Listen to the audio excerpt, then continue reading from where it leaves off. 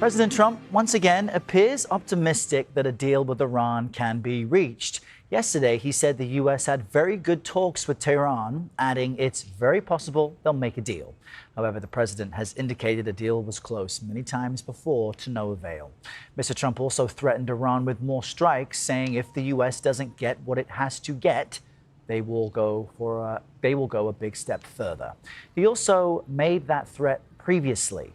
Tehran is reviewing the latest U.S. proposal to end the war, and a main point of contention has been Iran's nuclear capabilities.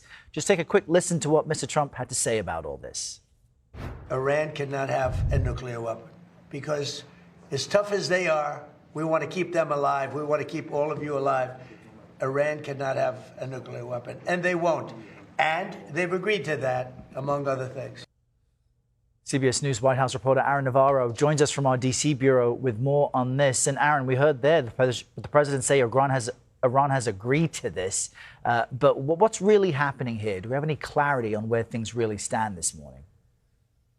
Good morning, Errol. Well, the White House is actually still in a holding pattern for the official response from Iran to that 14-point memorandum of understanding. And the expectation is that Iran will respond through the mediators in Pakistan today to essentially the term sheet that the U.S. sent earlier this week that sets a window of 30 days for the two countries to discuss Iran's nuclear program, the Strait of Hormuz, the lifting of economic sanctions on Iran, among many other things. And as you mentioned, the president claimed there was progress made yesterday in talks with Iran, but also acknowledged there's been moments like this in the past where it seems that the U.S. has an understanding of where Iran is heading towards a deal, and then Iran takes a 180 turn and forgets what happened, according to President Trump. The president also said it's too soon, though, for direct talks with Iran, and that there is, quote, never a deadline for negotiations. A spokesman for Iran's foreign ministry said that they are reviewing the proposal sent from the United States, but said negotiations should be based on engagement, not, quote, deception, extortion, or coercion. As you mentioned, President Trump said several times yesterday that military strikes in Iran are still on the table and that the combat operations with Iran are not fully over. All right. Aaron Navarro in D.C., thank you for that. We're now joined by Michael Williams. He's an associate professor of public administration and international affairs at Syracuse University, and joins us now to understand the bigger picture. Michael, good morning. You know, Pakistan, which has been somewhat of a mediator between the U.S. and Iran, says Saudi Arabia requested a pause in Project Freedom. This is the U.S. effort to escort vessels through the Strait of Hormuz. What does that tell us about the influence of Gulf nations on the U.S. positions throughout all this?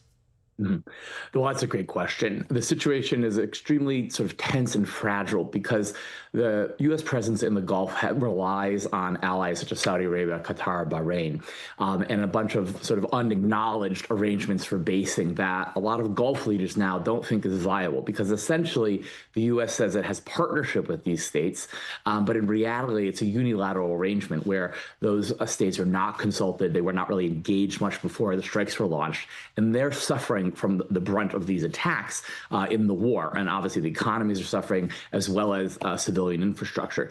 So the Saudis are trying to sort of keep a foot here and maintain a position that will allow them in some ways to stay close to the U.S., but also perhaps distance itself. And it shows that they're a key player. They've welcomed the talks, but they're not entirely happy with the status quo at the moment. And as you look at the Strait of Hormuz, everything with this conflict seems to hinge on that. It curves around the United Arab Emirates. It leads into where we find Qatar and Bahrain. They're all U.S. allies, including Saudi Arabia. So from a tactical standpoint, should the U.S. have approached this campaign differently, understanding that this risk was almost the most obvious result of an attack on Iran? Well, absolutely. I mean, previous administrations have obviously considered military options for at least 20 years. The reason that they did not pursue them was they understood the ramifications that could result from a military strike. And so they pursued more diplomatic options like the JCPOA, which was reached under President Obama and took 2 years to negotiate, which was in place until President Trump removed it. And so when you have relationships with states like the UAE, Oman, Bahrain, Saudi Arabia, they're reciprocal. The president likes to use that word. forward, right? And so we have bases there. We have infrastructure there that we can use. But we then also need to engage with those states who are in really direct harm's way. And that didn't happen. And not only are they suffering from military strikes, but these economic strikes. The straits have been closed since February 28th, and only about 5% of shipping is getting through a day now. There used to be about 3,000 vessels a day. So this is really stressful for those economies, especially because many of them have been trying to transition to business hubs. And for that, they need security and stability. Last few seconds, how do you think this ends? Well, it's going to take a compromise. The U.S. may have started the war, but it will not end without the Iranians saying that they're willing to have it end, and that's going to be a thorny settlement to reach. As we see playing out. Michael Williams, thanks so much for joining us. Thank you.